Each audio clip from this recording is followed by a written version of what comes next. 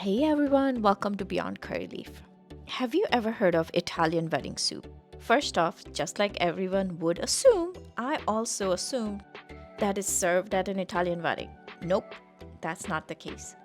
It's a soup that is a combination or marriage of meatballs, couscous, or pasta and greens.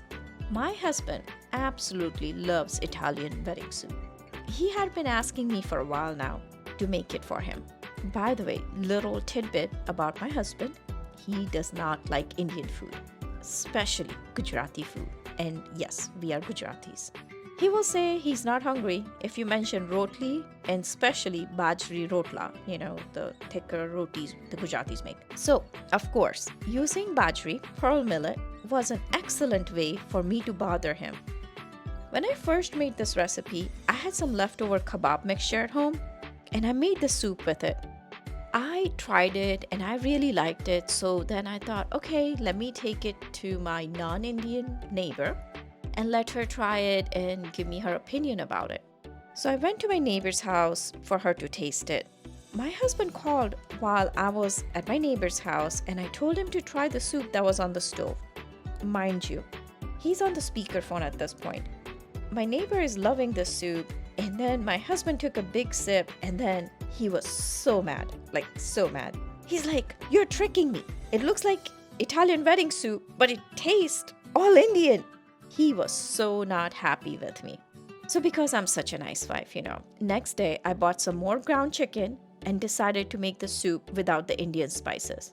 But me being me, I still decided to use his arch enemy, bajri, pearl millet in it. Guess what? He absolutely loved this version. It's a simple recipe with simple ingredients. He did question the grain in the soup. I told him it was pearl millet. He's like, next time, put more of the millet, as he loved it. I then decided to tell him that pearl millet is what bajri rotla are made from. You should have seen his face. Then he thought about it. Then he's like, it's okay. I still love it in this soup. I don't mind. Next time, put more of it in here. I don't know actually how he would have reacted or felt about trying this soup if I had told him to begin with that it had the bajri in it. But either ways, now he absolutely loves it and he's like, if you can, try to make this once a week for me because it's really good.